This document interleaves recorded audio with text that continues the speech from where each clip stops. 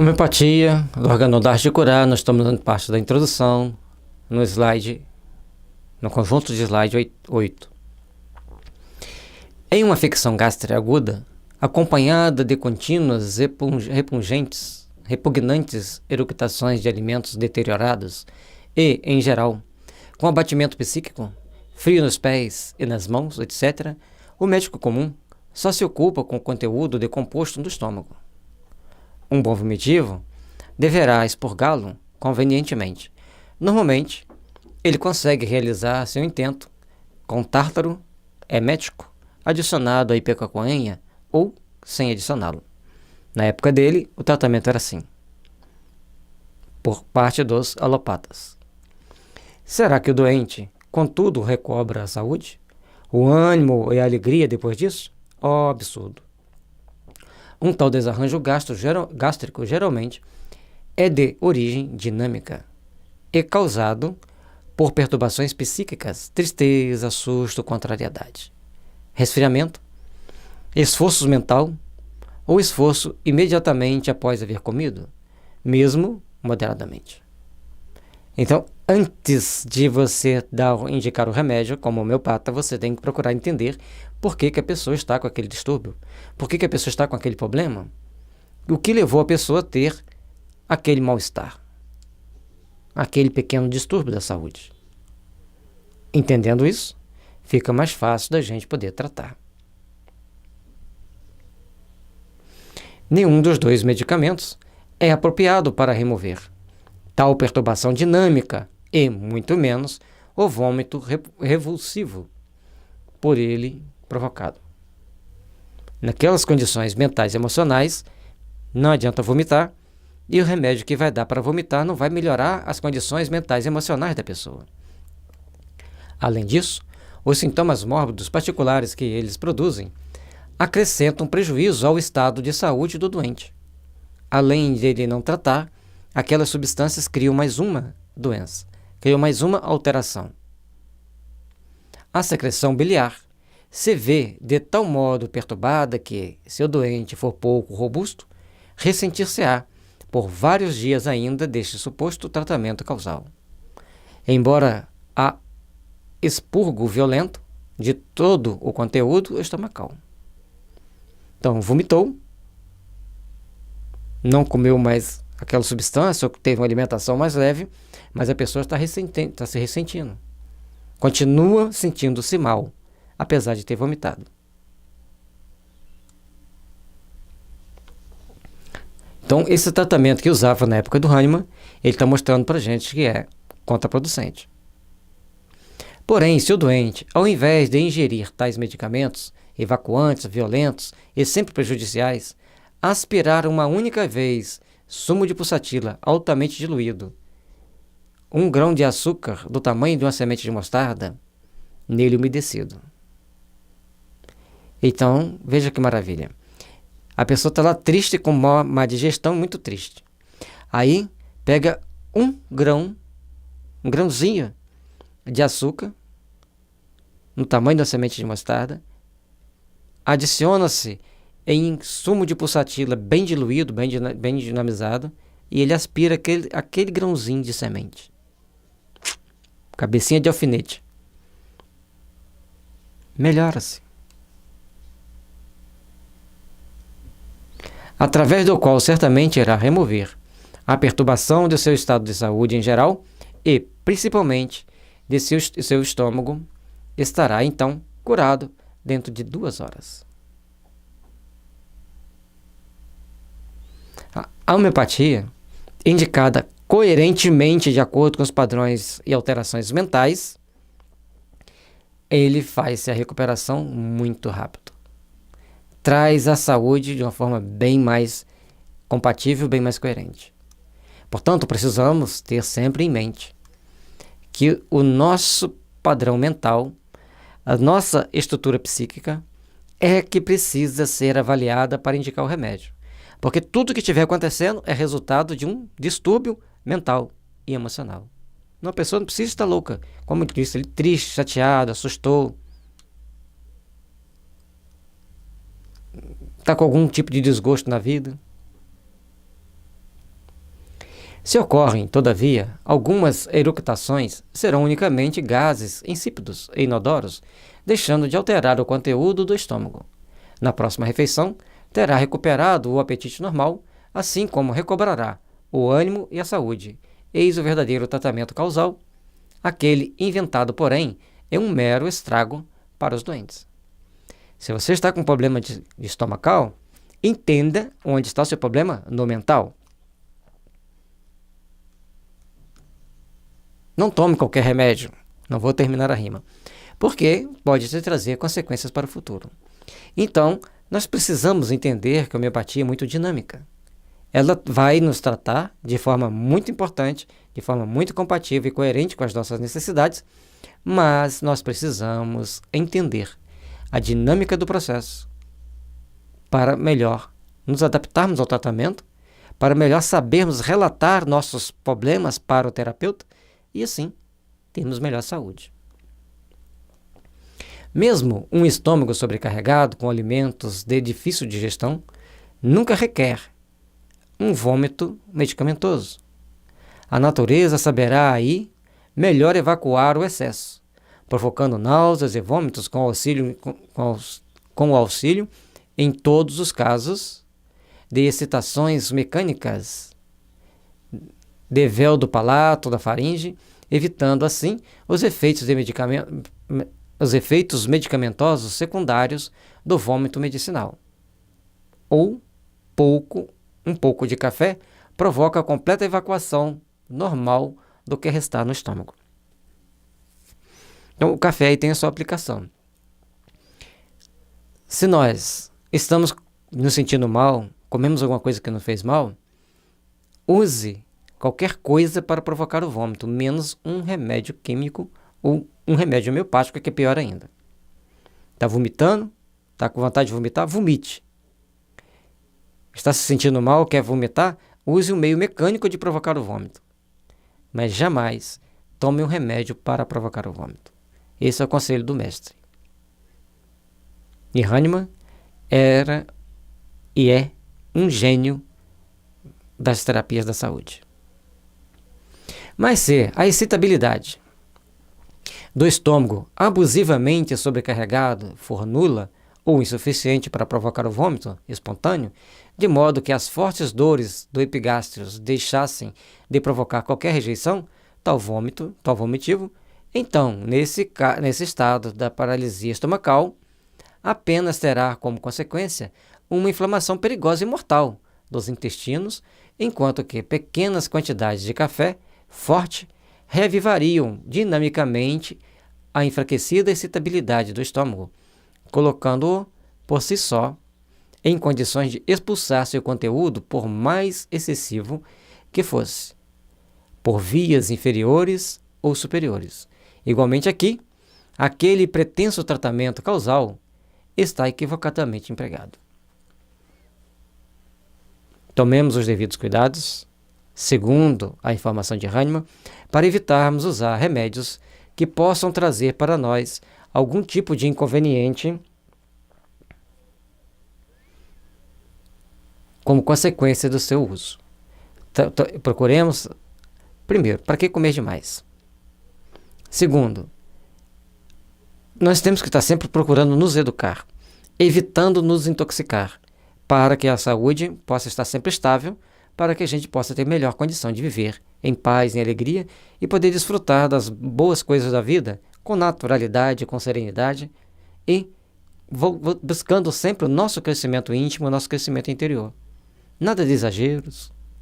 E à medida que a gente vai se equilibrando, a gente vai conseguindo, obviamente, as melhoras necessárias para o nosso crescimento, para o nosso aperfeiçoamento. Mesmo o ácido gástrico cáustico, que quase sempre é regurgitado nas doenças crônicas, é evacuado violentamente através de um vomitivo, com grande sofrimento e, contudo, inutilmente, porque nos dias seguintes, esse mesmo ácido cáustico é reproduzido normalmente em quantidade ainda maior.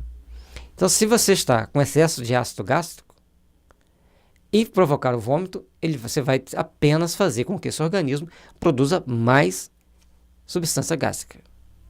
e, logicamente, vai causar mais mal-estar, até que você corrija os sintomas mentais e emocionais que causam esse excesso de ácido gástrico. Enquanto que teria cedido espontaneamente se sua origem dinâmica fosse removida, através de uma dose muito pequena de ácido sulfúrico, altamente diluído. Ou ainda melhor, em casos em que tal ácido já se manifestou várias vezes, através do uso de doses mínimas do medicamento antipsórico, adequado pela semelhança aos outros sintomas. No momento atual da humanidade, a gente tem muitos resultados de problemas estomacais com arsênico álbum, nos vômica, mas aí são casos mais específicos. E o Hahnemann, para o caso específico de excesso de ácido gástrico, é pequenas doses, ou doses, por exemplo, um CH15, CH30 do sulfúrico ácido. Tá aí a dica. A homeopatia tem talvez seja a única terapia que ela mostra pra gente assim, tal problema é por causa disso e tal remédio funciona. E se você tomar dentro daquelas condições, vai funcionar. E assim, a velha escola continua, e portanto, vamos voltar aqui, entendendo que o tratamento não é para o físico, é para o conjunto de características que nós temos que tratar. No caso do sulfúrico ácido, é para que a gente entenda que o excesso de ácido gástrico é um sintoma de sulfúrico ácido, praticamente exclusivo, devido às características mentoemocionais que o ácido sulfúrico ou o sulfúrico ácido pode produzir em alguém e, logicamente, aquilo que ele vai tratar em quem está doente.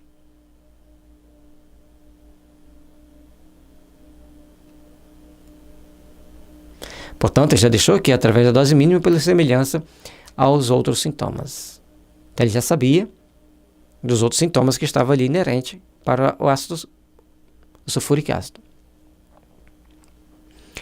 E assim, a velha escola continua para a expulsão dolorosa e prejudicial do produto material da perturbação dinâmica, desconhecendo a fonte dinâmica do mal e sem aniquilá-lo de maneira homeopática, ao suprimir as evacuações sintomáticas, deixando de curar, portanto, de modo racional. Para que você elimine os processos adoecedores, você tem que tomar uma série de atitudes compatíveis com a necessidade da pessoa naquele momento. Senão, as coisas agravam, complicando o adoecimento, trazendo mais dificuldade para você acessar aquilo que vai te melhorar. Portanto, procuremos entender que o mal físico sempre é resultante de distúrbios psíquicos, que ao corrigirmos os distúrbios psíquicos, o mal físico desaparecerá. Então aqui está a legenda, onde tinha mais uma cruzinha sozinha. Remover traduz melhor a ideia homeopática para esses casos. E o mais um, irá remover traduz melhor a ideia homeopática para esses casos.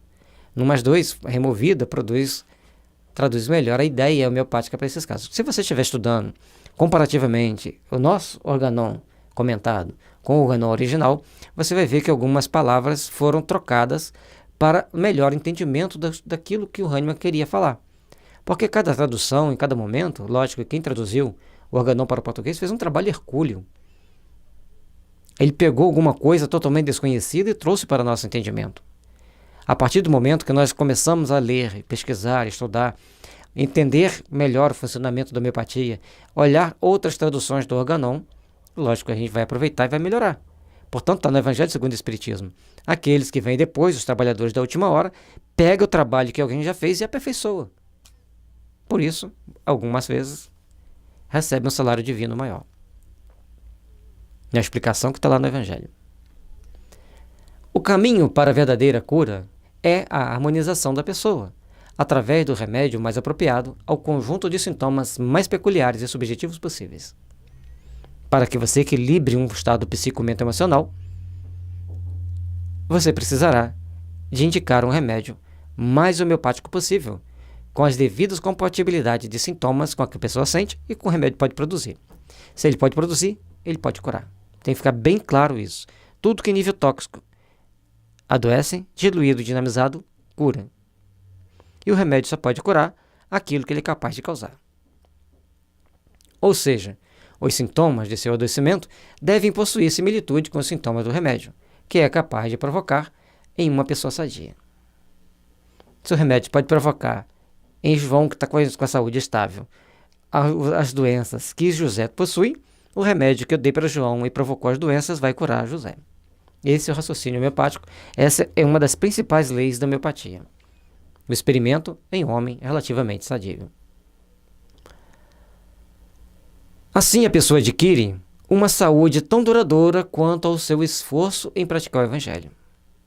Pois, desta forma, os sintomas mental-emocionais serão verdadeiros e permanentes, permanentemente alterados, dando à pessoa condições de readquirir a saúde fisiomento-emocional duradoura.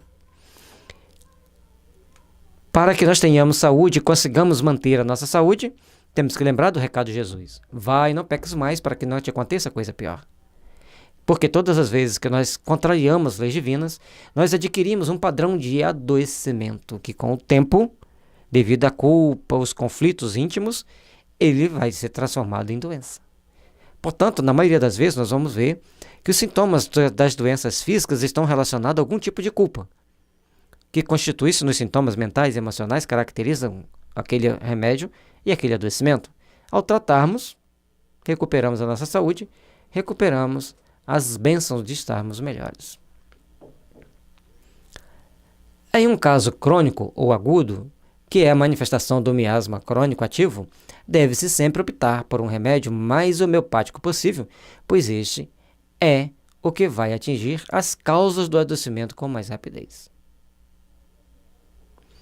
Então, se você tem um problema crônico, todas as vezes que você tem a crise, que é o momento agudo do problema, ele está representando o miasma que está mais ativo em você. E se você volta seu remédio para o miasma, você recupera a sua saúde. À medida que você vai se tratando, você vai vendo que você precisa fazer ajustes para conquistar a saúde maior. Todo esse procedimento, todo esse caminhar vai nos dar cada vez mais a saúde, vai nos dar cada vez mais a possibilidade de melhor estarmos, de melhor aplicarmos o nosso melhoramento íntimo. Mas, em caso onde a pessoa está muito debilitada ou apresenta adoecimentos muito complicados, deve-se optar pelos remédios miasmáticos, mais apropriados ao caso. Embora a melhora possa parecer ser um pouco mais lenta, mas as melhoras serão visíveis, seguras e sem reações restaurativas fortes. Então, quanto mais doente for a pessoa, quanto mais complicado for o caso, mais bem indicado é o remédio dentro dos padrões miasmáticos. Quanto mais você indicar o remédio para o miasma ativo, mais rápido vai ter a melhora. Lembrando que quando a pessoa está com ferimentos na pele, é o cancerinismo que está ativo, não a psora. Nós estamos na Terra do século XXI, vamos deixar século em vez de ano, do século XXI, onde os níveis de intoxicação e os agentes adoecedores se multiplicaram muito. Se você dá um remédio psórico, uma pessoa que está muito debilitada, você complica a situação. Dê um remédio cancerínico. Mas, em todos esses casos, a escolha do remédio deve estar de acordo com os sintomas metaemocionais desencadeantes do sinal físico reclamado pelo cliente. Então, para indicarmos o remédio mesmo nas emergências, e hoje, devido a tantos estudos sobre homeopatia, para muitas emergências a gente já tem o remédio apropriado, a gente tem que estar de acordo com o sintoma emocional. Portanto, quando a gente vai indicar o remédio miasmático, a gente também atinge a parte emocional da pessoa. Aí vai aliviando o estresse, vai aliviando as tensões, vai aliviando a ansiedade, e a pessoa vai se recuperando. Organon da Arte de Curar, comentado à luz do Evangelho de Jesus, enfocando a necessidade da drenagem miasmática, é, em nossa modesta opinião, uma grande bênção para que nós possamos entender os mecanismos de recuperar a saúde das pessoas. E sempre a gente termina falando evocando as bênçãos divinas para esses grandes nomes da homeopatia e para todos aqueles que trabalham pela divulgação e pela sustentação do movimento homeopático no Brasil e no mundo. Muita luz e muita paz para todos eles. Enriqueça seus conhecimentos. Aqui está, livros que vão te ajudar a compreender melhor a vida, os adoecimentos e os mecanismos de tratamento da saúde.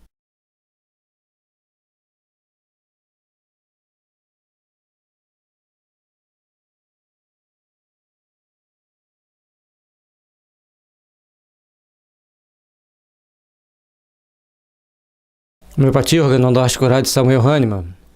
Nós estamos na introdução, parte 9. Circunstâncias que repousam apenas numa doença psórica e que são curadas facilmente através de meios suaves, dinâmicos, antipsóricos, sem vomitivos ou laxantes. Então tem determinados problemas que é muito simples de ser tratado. Às vezes, alguma ou duas doses de homeopatia resolve aquele problema. Ao passo que, fora dos princípios homeopáticos, a pessoa pode nunca conseguir resolver aquele problema de saúde.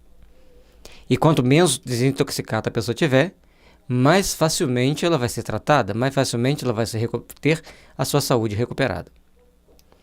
A raiz de todas as doenças crônicas está no miasma psórico. Portanto, o homeopata precisa conhecer e entender toda a filosofia homeopática. Pois, sem tratar o miasma, deixa de ocorrer a cura verdadeira, em alguns casos, somente o tratamento miasmático irá resolver, começando o tratamento miasmático pelos miasmas de maior hierarquia. Nós não estamos contrariando Hahnemann quando a gente fala para começar de maior hierarquia. Ele dava remédio psórico. Na época dele não tinha antibiótico, não tinha refrigerante, não tinha sorvete, não tinha carro. Então as pessoas viviam num ambiente, mesmo na cidade, um ambiente bem saudável. Tinha os problemas relacionados à psora. Hoje, com as intoxicações que existem, os adoecimentos vão aumentando, então nós temos que começar a mexer nesses miasmas aqui de cima primeiro, para que a pessoa não tenha severos agravamentos. E também a lei de Hering estabelece que a cura se dá de cima para baixo, de dentro para fora. Então, se eu começo o tratamento pelo miasma de maior hierarquia, eu estou seguindo a lei de Hering. Deixando de levar em consideração que quase todas as hemorragias mórbidas têm como fundamento uma perturbação dinâmica da força vital, do estado de saúde, a antiga escola lhes atribuía como causa uma superabundância de sangue, logo prescrevendo sangrias, com o fito de expulsar a suposta profusão de sumo vital. É logicamente que conforme o tempo foi passando, tudo foi se aperfeiçoando. Naquele tempo, as pessoas tinham as ideias daquele tempo. Hoje tem as ideias desse tempo. E o principal remédio para estancar uma hemorragia causada por pancadas é o arnica montana. Logicamente, diluído e dinamizado, não uma tintura. A tintura pode, inclusive, aumentar o sangramento. Já outros tipos de hemorragia, como a hemorragia nasal e outros mais, aí tem que se buscar o remédio mais específico. Mas não é o excesso de sangue, é um distúrbio que a pessoa está apresentando que apresenta aquele tipo de problema de saúde. Um evidente resultado, completamente desastroso, contudo, como o declínio das forças e a propensão a contrair a febre tifoide e o fato mesmo de contraí-la, ela procura imputar a malignidade da doença, a qual ela, muitas das vezes, está impossibilitada de eliminar. Então, quando fazia sangria, diminuía a quantidade de sangue, a pessoa desenvolvia uma febre tifoide. E aí dizia que era a doença que era maligna demais. Mas, na realidade, o método empregado não foi aquele melhor escolhido. Não era aquele que deveria ser usado. Portanto, Hahnemann ele coloca como que era o trabalho naquela época e como deveria ser o trabalho a ser feito, a ser realizado na época atual. Na época dele, né? Com as aplicações dos remédios homeopáticos. Como a homeopatia tem muitos recursos, muitos dos problemas de saúde são fáceis de serem tratados, são fáceis de serem corrigidos por causa da gente ter condições de usar o remédio apropriado, adequado, dentro de um conjunto de forças concordantes para que a gente obtenha os melhores resultados. Em resumo, acredita mesmo, quando o doente deixa de restabelecer, ter realizado um tratamento de acordo com seu adágio causam tole e ter, segundo o seu modo de expressar-se, feito tudo o que podia pelo doente, acontecesse o que acontecesse. Se hoje nós deparamos com poucos recursos para o tratamento de determinadas doenças, imagine naquela época.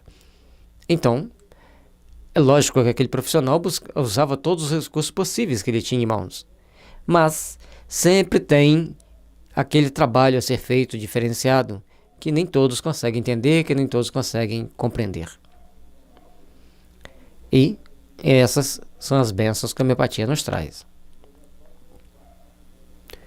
Quanto à sangria, a medicina tradicional oriental a utiliza ainda hoje, e com sucesso em alguns casos agudos, como nas crises agudas dos problemas cardiovasculares. Mas essa sangria é uma agulha picando a ponta da orelha. Você pode evitar um distúrbio cardiovascular maior quando a pessoa está ali com uma pressão muito alta ou com alguns distúrbios correlatos.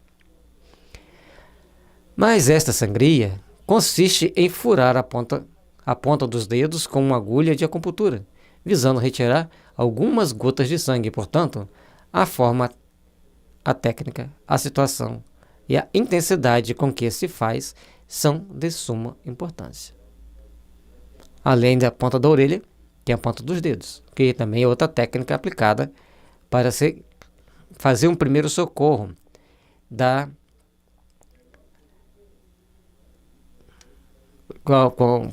um primeiro socorro de uma pessoa que está na iminência de ter um forte problema cardíaco. E, aliás, isso deveria ser bem maciçamente indicado, a pessoa pegar uma agulha e furar a ponta dos dedos para aliviar um momento de tensão, um momento que a pessoa está infartando. Quantos problemas seriam evitados? Quantas mortes seriam evitadas? Hahnemann discordava da medicina de sua época, como também procurava esclarecer o que acontecia ante o resultado dos tratamentos efetuados. Ele não só discordava, ele chegava e dizia: se vocês fizerem desse jeito, está dando errado, porque vocês têm que fazer desse outro jeito aqui. Óbvio que as pessoas não gostavam. Óbvio que as pessoas achavam ruim. Óbvio que as pessoas ficavam muito bravas com aquela situação. O tratamento homeopático visa a melhoria holística da pessoa e, sem causar danos em órgãos mais nobres, pois a cura do adoecimento deve seguir os princípios das leis de Hering.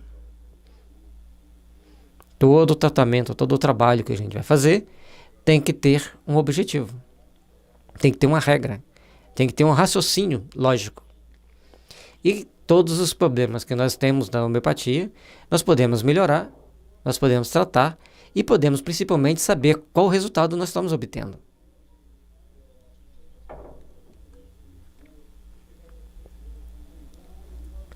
Então, quando nós estamos fazendo um tratamento que visa uma melhoria maior da pessoa, ele vai sempre aliviar os órgãos mais nobres, causando mais alívio, mais qualidade de vida, e a pessoa vai apresentando as melhoras devidas, até o momento que aquela doença chega a um nível que nós conseguimos mantê-la estável, ou até mesmo curar.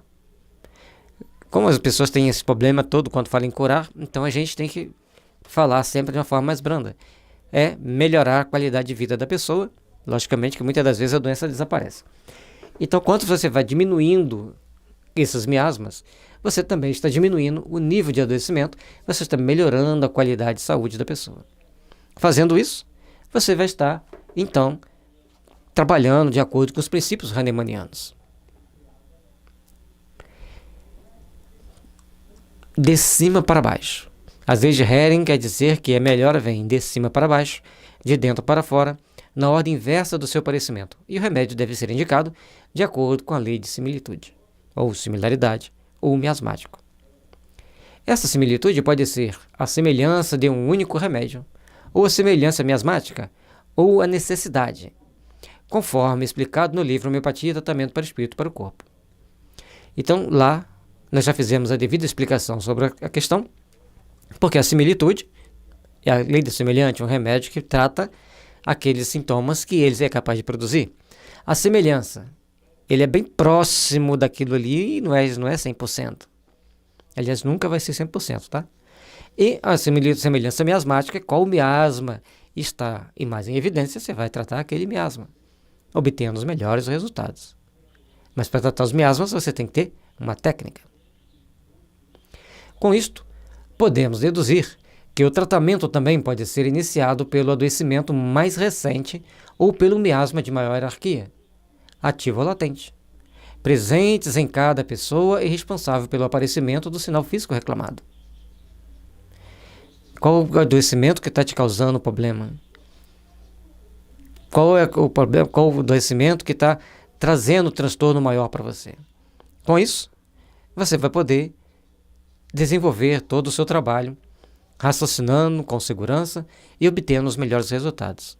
A homeopatia sempre nos dá a possibilidade de fazermos o melhor, de trabalharmos de uma forma bastante segura. Dessa forma, tenhamos as condições de entender o que Hahnemann tentou nos propor durante todo o trabalho magnífico que ele fez de codificar a homeopatia.